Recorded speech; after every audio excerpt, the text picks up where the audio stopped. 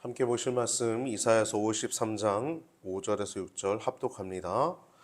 그가 찔림은 우리의 허물을 인하며 그가 상함은 우리의 죄악을 인함이라. 그가 징계를 받음으로 우리가 평화를 누리고 그가 채찍에 맞음으로 우리가 나음을 입었도다. 우리는 다 양 같아서 그릇 행하여 각기 제 길로 갔거늘 여호와께서는 우리 무리의 죄악을 그에게 담당시키셨도다. 아멘. 오늘 본문을 통해서 나눌 제목은 이사야가 예언한 예수님이라는 제목을 가지고 함께 나눌 때 여러분 큰 은혜의 시간 되시기를 바랍니다. 이사야 선자를 비롯하여 모든 성경의 저자들은 이 성경을 쓸 때 하나님의 감동하심으로 성경을 쓴 것입니다. 그래서 여러분 사실 모세가 썼고 베드로가 썼고 요한이 썼고 마태가 썼고 이사야가 썼고 이렇게 사람들이 쓴 것 같지만 그들이 저자인 것 같지만 성경의 저자는 누구다? 성령의 감동하심으로 썼기 때문에 하나님이 성경의 저자이시다는 것입니다. 할렐루야. 디모데후서 3장 16절은 이렇게 얘기합니다. 모든 성경은 하나님의 감동으로 된 것으로. 이것은 영문으로 보면 All Scripture is God breathed 라는 거예요. 모든 성경은 하나님의 숨결로 되었다는 거예요. 여러분 성경을 하나님의 숨결로 살아있는 하나님의 말씀으로 볼 때 은혜가 있는 줄 믿습니다. 할렐루야. 성경은 살아있는 하나님의 말씀이에요. 여러분 성경에 자증성이란 말이 있어요. 자증성. 스스로 자자에 증명하다, 증거하다 뭐 그런 뜻이죠. 성경은 성경 스스로 하나님의 말씀임을 증명합니다. 증거합니다. 이걸 성경의 자증성이라고 그래요. 성경은 성경 스스로 하나님의 말씀임을 증거한다는 것입니다. 누가 이거 하나님 말씀이래. 누가 이거 하나님 말씀으로 변증하고 그런 것도 필요하죠. 저도 그 역할을 하려고 합니다. 그런데 성경 자체가 스스로 하나님 말씀임을 증거한다는 것입니다. 모세오경은 창세기로부터 출애굽기, 레위기, 민수기, 신명기라고 해요. 그래서 모세가 쓴 5개의 성경책을 모세오경이라고 합니다. 창세기, 출애굽기, 레위기, 민수기, 신명기까지. 여러분 근데 가만히 생각해 보세요. 모세가 실제 보고 아는 부분들은 출애굽기부터예요. 창세기는요, 직접 보고 기록한 것이 아닙니다. 모세는 그 시대에 태어나지도 않았고 심지어 세상이 창조될 때에 그것을 볼 수 있는 사람은 존재조차도 하지 않았습니다. 사람 창조는 마지막 날인 6째 날에 창조되었어요. 그런데 모세는 천지 창조를 기록하였고 에덴 동산에서의 타락과 그 외에 도무지 알 수 없는 역사적인 내용들을 성령의 감동하심으로 하나님의 능력으로 기록하였습니다. 이사야 선자는 물론이요, 모든 선자들은 하나님의 감동하심으로 부르심을 받았고 또 하나님의 감동으로 하나님의 능력으로 성경을 기록하였습니다. 이사야서에는 예수님의 처녀 잉태와 또 임마누엘 그리고 예수님의 하나님 되심과 아버지 되심 그리고 평강의 왕이 되심 그리고 십자가 대속의 사명이 기록되어 있어요. 여러분 성경이 무엇하는 것은 이 성경 자체에 절대적인 신적 권위가 있어서 오류가 없다는 거예요. 성경 전체는 하나님의 능력으로 성령님의 능력으로 된 것입니다. 성경이 기록될 때에는 하나님의 감동하심으로 된 것뿐만 아니라 이 신적 권위를 갖고 있는 이 성경을 읽어가는 독자들에게도 하나님의 감동하심으로 성경을 읽게 하시는 것입니다. 할렐루야. 성경을 우리가 얼마나 경외해야겠습니까? 이 시대 보면 옛날에 성경책을 다 이렇게 품에 다 고이 이렇게 소중하게 간직하고 이렇게 다니는 사람들이 참 많았는데 요즘 차 타고 다니는 사람들 많으니까 잘 못 보게 되죠. 옛날에 버스 타고 다니는 사람들 많았으니까 이렇게 다 끼고, 요즘도 버스 타거나 지하철 타면 성경책 이렇게 거의 간직하시는 분들이 있어요. 지금도 그런 분들이 많습니다. 근데 그렇게 생각하지 않는 몇몇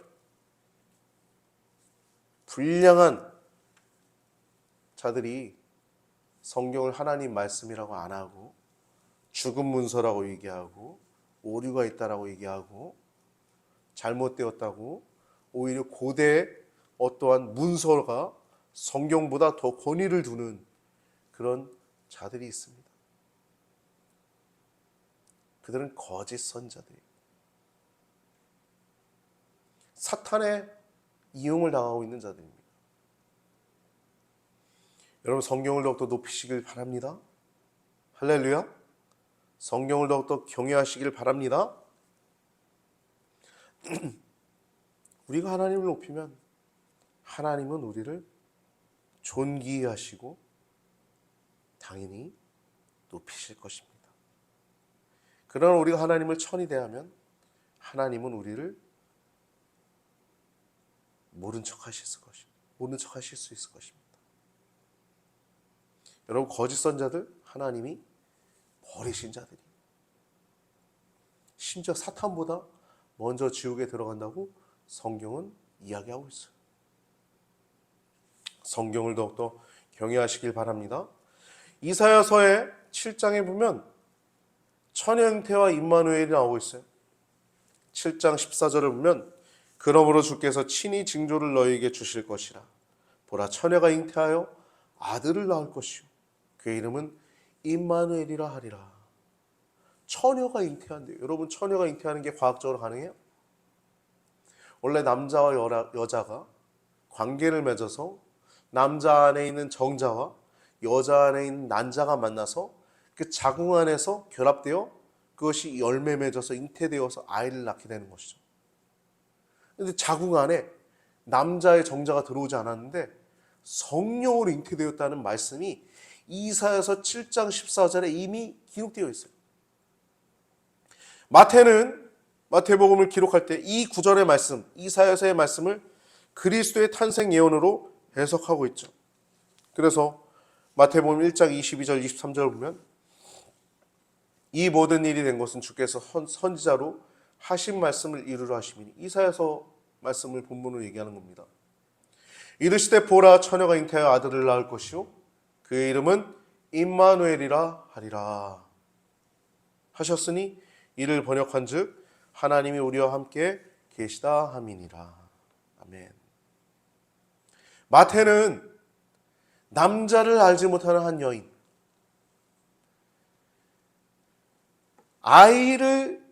그 여인이 아이를 잉태한 사건을 기록하였고, 그 사건의 원인은 이미 성경에서 그 아이에 대하여 예언한 말씀이 있음을 명확하게 역설하고 있는 것입니다.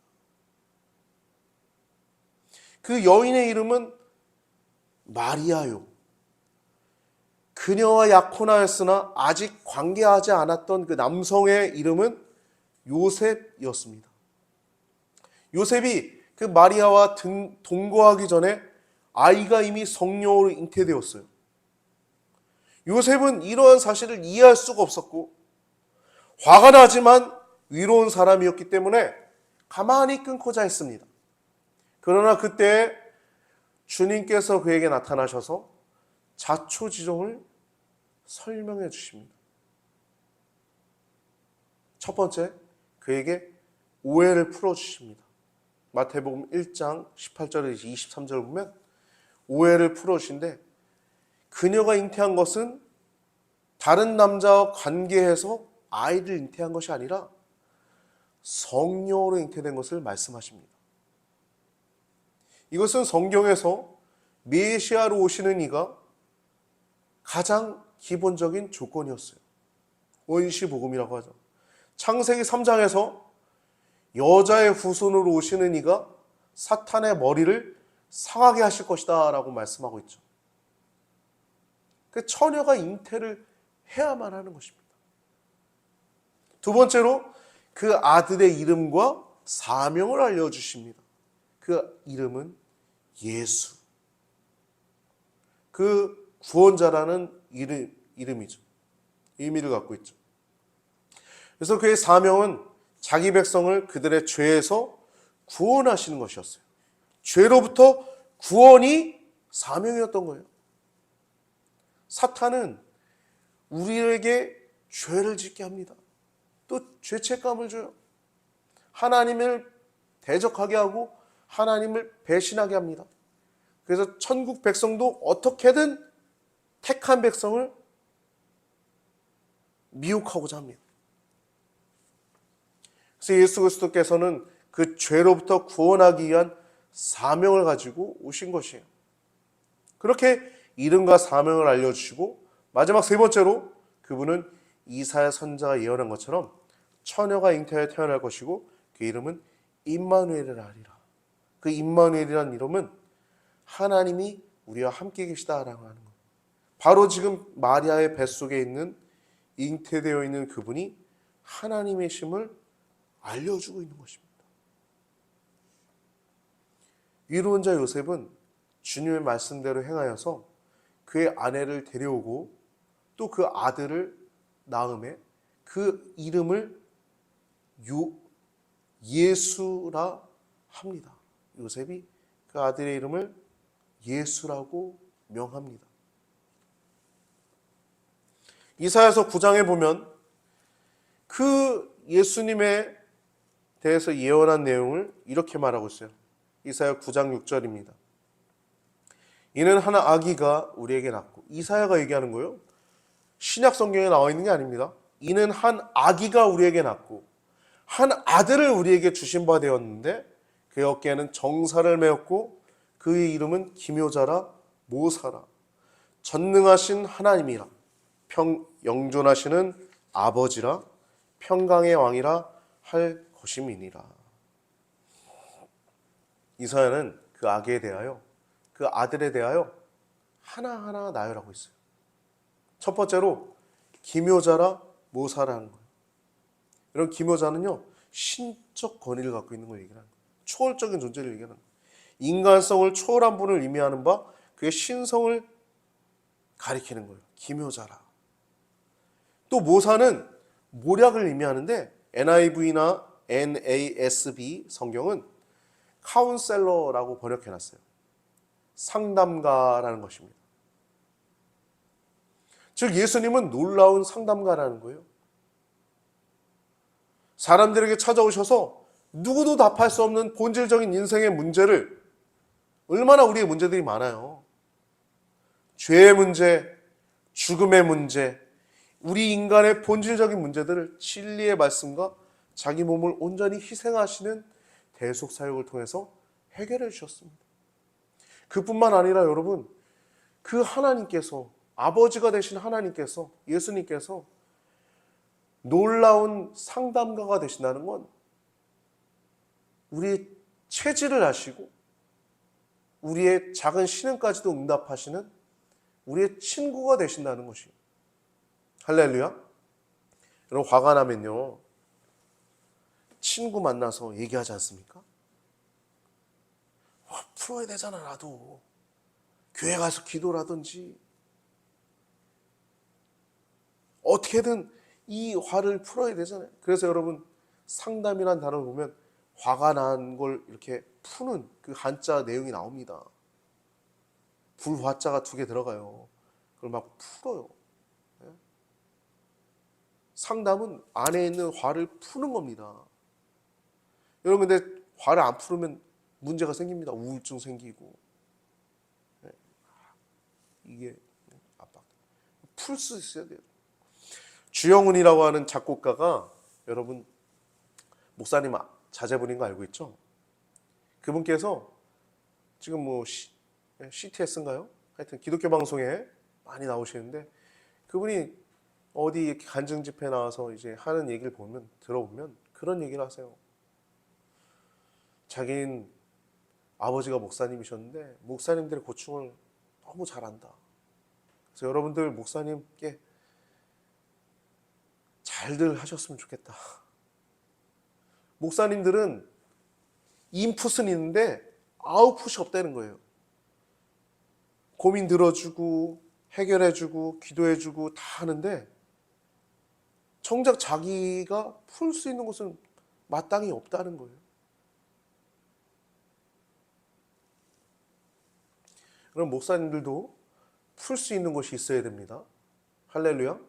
아웃풋이 있어야 돼요. 친구도 만나야 되고 취미 생활도 해야 됩니다. 주영훈 목사님이 됩니다. 주영훈 작곡가가 자기 아버지가 고생하셨던 그 마음을 알아서 그 목사님의 그 아웃풋이 안 되는 것에 대해서 얼마나 가슴 저리게 아파하고 또 공감하고 간증하는 걸 들으면서 제가 또 공감했던 사실이 있습니다. 예수님은 하나님이신데 우리의 아픔을 들어오시는 친구가 되신다는 거예요. 상담가가 되신다는 것입니다. 주리의 친구니, 아니 하나님이 친구래요. 기묘자 모사라, 놀라운 상담가라, 우리의 체질을 아시는 분. 두 번째로 전능하신 하나님이라는 것입니다. 이는 힘 있는 하나님이라는 것입니다.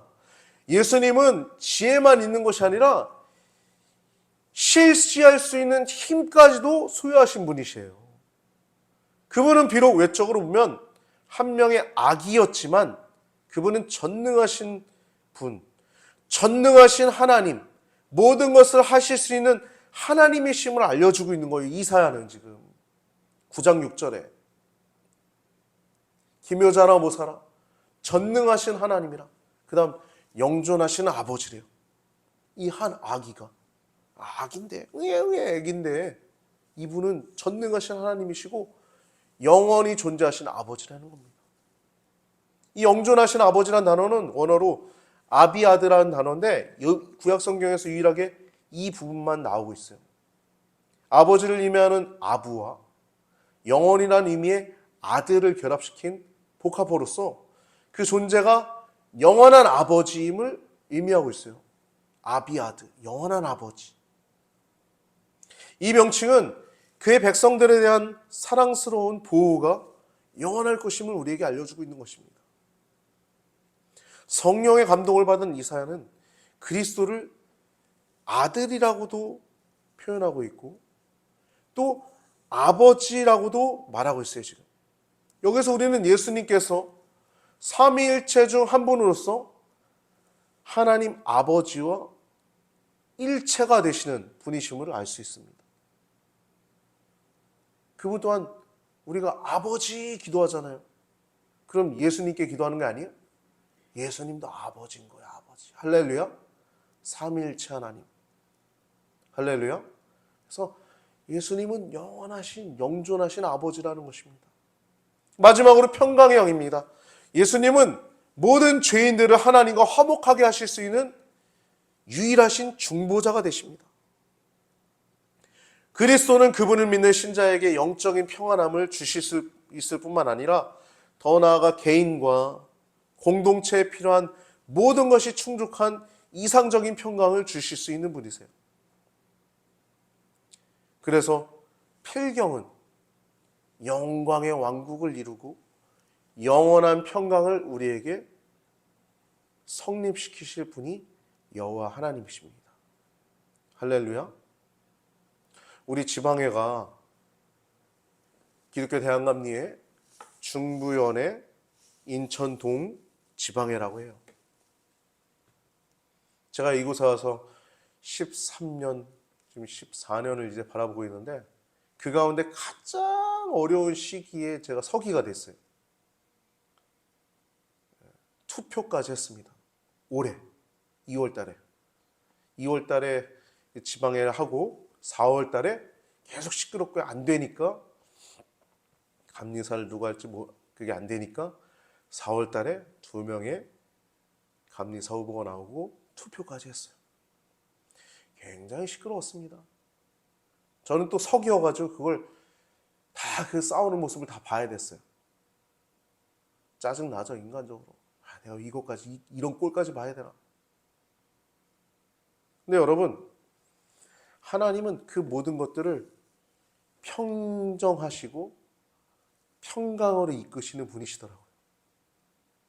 시끄러운 일들도 있을 수 있어요. 우리의 삶도 공동체뿐만 아니라 우리 개인의 삶도 시끄러운 일들이 있을 수 있습니다. 없으면 그거 천국이죠, 거기가.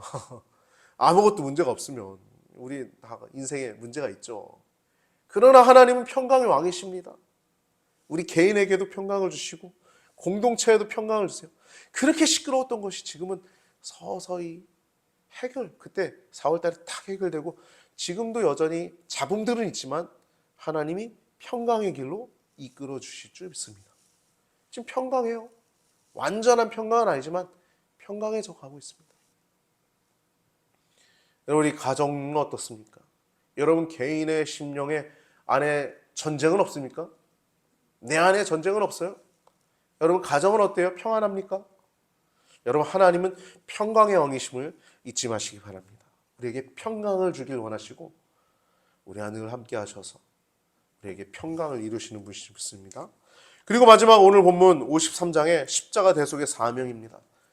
5절에 보면 그가 찔림은 우리의 허물 때문이요 그가 상함은 우리의 죄악 때문이라. 그가 징계를 받음으로 우리가 평화를 누리고 그가 채찍에 맞음으로 우리가 나음을 받았도다. 우리는 다 양 같아서 그릇 행하여 각기 제 길로 갔거늘 여호와께서 우리 무리의 죄악을 우리 모두의 죄악을 그에게 담당시키셨도다. 선자 이사야는 53장에서 예수님이 고난당하시는 것에 대해서 초점을 맞추고 있어요. 근데 그 예수님, 하나님이신 예수님이 처녀 잉태하시고 하나님이 이 땅 가운데 오시고 전능하신 하나님이 영존하신 아버지요 평강의 왕이시오 기묘자 모사라 그런 분이 고난을 당하신다는 게 53장이에요. 근데 그 고난은 우리의 대속을 위한 고난이라는 것입니다. 거기에 초점을 맞추고 있어요. 예수님이 찔리시고 상하시고 징계를 받고 채찍을 맞고 더 나아가 십자가에서 죽음을 당하시는 것은 우리 모두의 죄악을 담당하시기 위한 고난임을 예언하고 있어요. 사람의 몸을 입고 오신 전능하신 하나님이 그 피조물인 인간들에 의해서 고난을 당하시고 죽음까지 당하십니다. 그 모든 것을 할 수 있는 전능하신 분이 그 고난을 피하지 않고 고난을 당하시기 위해서 오히려 도살장에 끌려가는 양처럼 기꺼이 자기를 내어주시고 있다고 지금 이사야 선자는 말하고 있어요. 그의 찔림은 우리의 허물 때문이요 그의 상함은 우리의 죄악 때문이라. 예수님께서 십자가에 못 박히심으로 그를 믿는 죄인들이 영생할 것을 예언하십니다. 이것은 대속의 고난을 정확하게 이사야가 예언하고 있는 것입니다. 그가 징계를 받음으로 우리가 평화를 누리고 그가 채찍에 맞음으로 우리는 나음을 입었도다. 죄 문제로 인해서 하나님과 화목할 수 없었던 우리들을 위해서 그리스도께서 십자가 징계를 받음으로 우리가 하나님과 평화를 누릴 수 있게 되었습니다. 그리고 어린 양 되신 예수께서 채찍에 맞음으로 인해서 우리 인간이 구원받을 수 있는 길은 오로지 예수 그리스도의 십자가 대속으로 말미암아 구원의 수혜자가 되는데 단순히 육체적 회복, 나음을 입을 뿐만 아니라 정신적 회복, 영적인 회복을 말하고 있는 것입니다. 그가 채찍에 맞음으로 우리가 나음을 입었도다. 우리는 다 양 같아서 그릇 행하여 각기 제 길로 갔거늘 여호와께서는 우리 모두의 죄악을 그에게 담당시키셨도다. 우리는 다 여러분 이 세상 모든 사람들 가운데 단 한 사람도 죄되지 않는 말씀입니다. 우린 다 양 같아서 세상 모든 사람들은 양처럼 그릇 행하여 하나님과 누구도 화목될 수 없는 존재들이었어요. 그러나 여호와 하나님께서는 그 모든 우리 모두의 죄악을 그에게 담당시키셨던 거예요. 그 십자가를 통해서만 구원을 받는 것입니다. 그 보혈을 통해서만 하나님의 백성이 되고 천국 백성으로 입성할 수 있는 것입니다. 열린 천국문은 그렇게 들어가는 것입니다.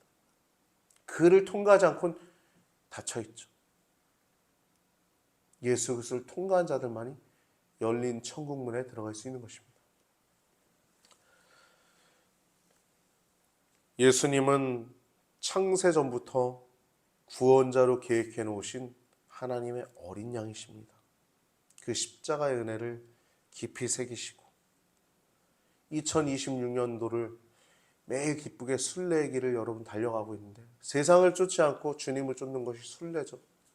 넓은 길을 걸어가는 것이 아니라 좁은 문을 통과하고 좁은 길을 걸어가는 것이 우리가 순례의 길을 걸어가는 것인데, 그렇게 기쁨으로 순례의 길을 걸어가며 주님과 동행하며 행복한 카운셀러를 받고 전능하신 하나님의 강한 오른팔을 의지하며 한 걸음 한 걸음 주님과 동행하며 승리하시는 2026년도를 맞이하시길 바랍니다.